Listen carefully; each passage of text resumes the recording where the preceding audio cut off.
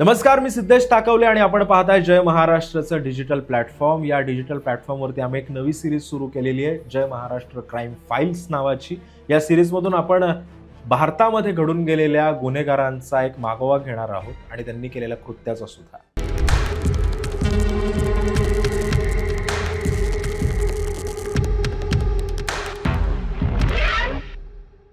देशामध्ये गुन्हेगारी हा विषय आजकाल फार कॉमन झालाय आणि त्याला कारण आहे ते म्हणजे कायद्यावरचा न राहिलेला धाक.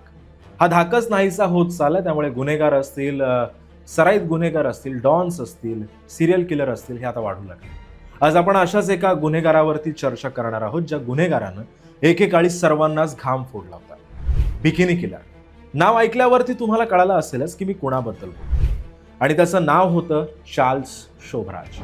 भारतातील मीडियाच नव्हे तर जगभरातील प्रसारमाध्यमं ज्या बिकिनी किलरच्या मागे होती आणि तो ज्या नावानं ओळखला जायचा तो अर्थातच चार्ल्स शोभराज.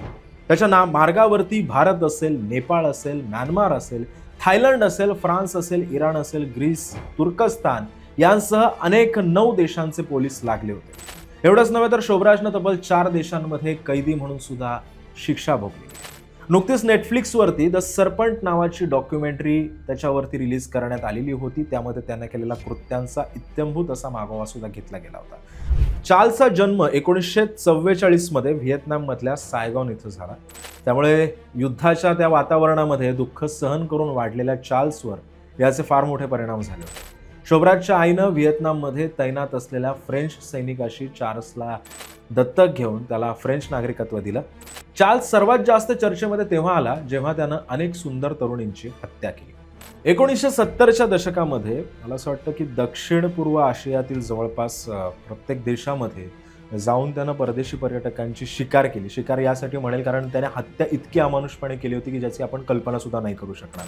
मृतांमध्ये बहुतांश युरोपियन आणि अमेरिकन, भारतीय, नेपाळी आणि थायलंडमधल्या मुली होत्या, ज्या मुलींची त्यानं हत्या केली.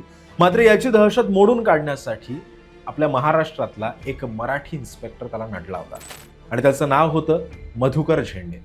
1970 मध्ये चार्ल्सनं भारतामध्ये आला होता आणि भारतातही त्यानं अशाच पद्धतीच्या हत्या घडून आणल्या.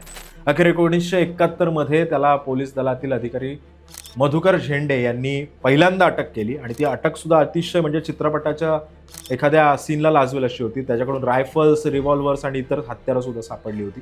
मधुकर झेंडे यांनी पिस्तुलाच्या कॉर्ड्स वापरून चार्ल्स शोभराजला ताब्यात घेतलं. दरोड्याच्या प्राथमिक चौकशीनंतर मला असं वाटतं की त्यांना दिल्ली पोलिसांच्या हवाली त्याला करण्यात आलं, अटक करण्यात आली त्याला आणि एकंदरीतच पोलिसांच्या हातावरती तो तुरी देऊन पुन्हा एकदा निसटला. महिनाभरातच चार्ल्स पळून जाण्यामध्ये यशस्वी ठरला. चार्ल्स पुन्हा एकदा त्याला अटक करण्यात आली आणि मधुकर झेंडे यांना त्याला यश आलं पकडण्यात. भल्या भल्यांना जे जमलं नाही ते मधुकर झेंडेंनी करून दाखवलं. झेंडे यांनी 1986 मध्ये शोभराजला गोव्यामध्ये दुसऱ्यांदा अटक केली. गोव्यातल्या एका रेस्टॉरंटमध्ये झेंडेंनी शोभराजला ताब्यात घेतलं होतं. म्हणजे अतिशय म्हणजे तुम्ही कल्पनाही करू शकणार नाही अशी त्याला अटक करण्यात आली होती. दुसऱ्यांदा अटक झाल्यानंतर त्याच्यावरती पुन्हा एकदा खटला सुद्धा चालवण्यात आला. भारतातून 1997 मध्ये शिक्षा भोगल्यानंतर चार्ल्स फ्रान्सला परत गेला. त्यानंतर 1976 मध्ये तो भारतामध्ये पकडला गेला. इथे काही फ्रेंच पर्यटकांना मादक पदार्थ पाजून लुटल्याचा त्याच्यावरती आरोप करण्यात आला. त्याच्या अटकेनंतर त्याला देशातील सुरक्षित म्हणजे दिल्लीमधलं जे सुरक्षित तुरुंग आहे, ज्याला आपण तिहार जेल असं म्हणतो, त्या तिहारमध्ये त्याला ठेवण्यात आलं. 1986 मध्ये त्याची सुटका होणार होती.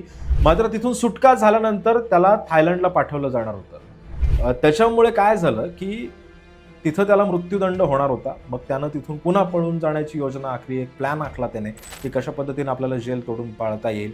तिहारमध्ये वाढदिवस असल्याचं त्यानं सगळ्यांना सांगितलं आणि कैद्यांना आणि अधिकाऱ्यांना नशेमध्ये मिठाई खाऊ घातली. सगळे जेव्हा बेशुद्ध झाले त्याच्यानंतर तो तुरुंगातून फरार झाला. मग तो थेट गोव्याला पोहोचला. गोव्याला नंतर त्यानं पोलिसांना फोन करून त्याची माहिती सुद्धा मिळाली आणि त्यानंतर पुन्हा एकदा त्याला अटक झाल्यानंतर तो 1996 मध्ये तुरुंगातून सुटला. बरं, तो सुटला त्यामुळे त्याची थायलंडच्या गुन्ह्यातून कायमची मुक्तता सुद्धा झाली. दरम्यान आता चार्ल्स शोभराजला पुन्हा एकदा त्याची सुटका करण्यात आलेली आहे. आता त्याच्यानंतर सुद्धा त्याच्यावरती काय काय कारवाई होते हे सुद्धा पाहणं तितकंच महत्त्वाचं ठरणार आहे. त्यामुळे हा व्हिडिओ तुम्हाला कसा वाटला हे आम्हाला कमेंट सेक्शनमध्ये नक्कीच सांगा आणि ताज्या बातम्यांसाठी पाहत राहा जय महाराष्ट्र.